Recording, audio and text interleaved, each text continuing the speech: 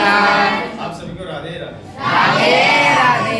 Today I will teach you direct and indirect speech. आप देखेंगे ये आपका टॉपिक लिखा हुआ है डायरेक्ट एंड इनडायरेक्ट।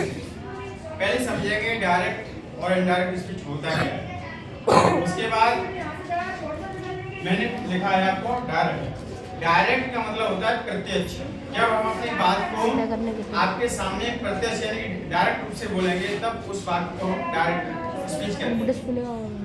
जब हमारी बात को कोई तीसरा व्यक्ति अपने शब्दों में व्यक्त करेगा तो वो रहेगा इनडायरेक्ट स्पीच।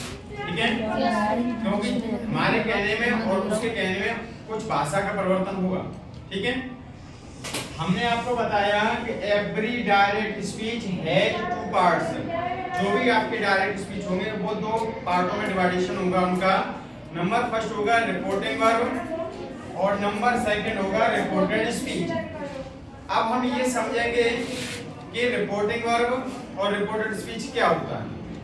रिपोर्टेड स्पीच और रिपोर्टिंग वर्ब, जो रिपोर्टिंग वर्ब होता है ये वाला रिपोर्टिंग वर्ब बाकी का वह पहला वाला भाग, प्रथम भाग जो कॉमा इन्वर्टेड कॉमा के बाहर लिखा हुआ होता है उसको हम रिपोर्टिंग वर्ब कहते हैं। अब आपसे कोई पूछेगा रिपोर्टेड स्पीच क्या होता है तो बताना कि कॉमा इन्वर्टेड कॉमा के अंदर जो भाग लिखा जाता है यानी कि बाकी का दूसरा भाग जो कॉमा इन्वर्टेड कॉमा के अंदर लिखा हुआ हो उसे हम रिपोर्टेड स्पीच कहते हैं। अब ये टेंस लिखा हुआ है, हालांकि रूल्स अभी मैंने नहीं लिखवाई, लेकिन टेंस है, इसके अकॉर्डिंग आप समझना कि डायरेक्ट क्या होता है, इनडायरेक्ट क्या होता है और रिपोर्टिंग वर्ब क्या होता है, रिपोर्टेड स्पीच क्या होता है। सेंटेंस एग्जांपल नंबर 1 है राधा सेड टू कृष्णा। राधा ने कृष्णा से कहा I am going to Barsana, मैं बरसाना जा रही हूं। तो सेड टू लगा हुआ है, इसका मतलब है ये हमारा reporting verb, comma inverted comma के बाहर वाला ये क्या है आपका रिपोर्टिंग वर्ब, और कॉमा इन्वर्टेड कॉमा के अंदर वाला जो पार्ट है वो क्या है रिपोर्टेड स्पीच। ये आपका रिपोर्टिंग वर्ब और सेकंड पार्ट आपका रिपोर्टेड स्पीच। जब हम इस वाक्य को डायरेक्ट से इनडायरेक्ट बनाएंगे तो ये हमारा डायरेक्ट है, राधा ने कृष्णा से कहा मैं बरसाना जा रही हूँ, ये सीधा राधा ने कृष्णा से बोला। ठीक है, ये है आपका डायरेक्ट। अब जब डायरेक्ट से इनडायरेक्ट बनाओगे तो हमने बताया कि यदि रिपोर्टिंग वर्ब आपकी पास्ट में है तो हमारे इस टेंस में परिवर्तन होगा। अगर यहाँ पर रिपोर्टिंग वर्ब प्रेजेंट में या फ्यूचर में होती तो टेंस में कोई परिवर्तन नहीं होगा। तो हमने राधा को राधा लिखा, सेड टू को बदला टोल्ड में, सेड टू को टोल्ड में लिखा। फिर कृष्णा हमारा ऑब्जेक्ट है वो हमने लिखा, कॉमा इन्वर्टेड कॉमा हटाकर हमने बताया कंजक्शन दैट लगाया जाता है। क्या लगाया जाता है दैट लगाने के बाद आई। अगर रिपोर्टेड स्पीच में फर्स्ट पर्सन लिखा हुआ है, फर्स्ट पर्सन में आता है आई ओ बी, तो हम रिपोर्टिंग वर्ब के सब्जेक्ट के अकॉर्डिंग चेंज करेंगे। ठीक है, तो आई के हिसाब से हमने यहाँ पे राधा के हिसाब से लिखे तो यहाँ पे होगा सी। अब चूंकि ये सेंटेंस हमारे प्रेजेंट कंटीन्यूअस है तो present continuous tense changes into past continuous tense. तो सी एक वचन है तो हमने लगाया वाज गोइंग टू बरसाना। अब इसका भाव समझना, डायरेक्ट से इनडायरेक्ट में क्या हुआ, राधा ने कृष्णा को बताया कि वह बरसाना जा रही थी।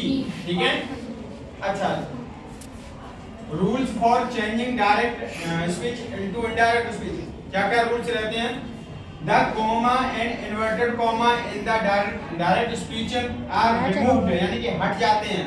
comma inverted comma हट जाते हैं, सिंपल सेंटेंस की बात कर रहा हूँ। ठीक है, और उसके बाद and replaced by the conjunction that, और comma inverted comma हटाकर हम that का यूज करते हैं। क्या करते हैं that का यूज करते हैं, जैसे कि हमने ये that लगाया।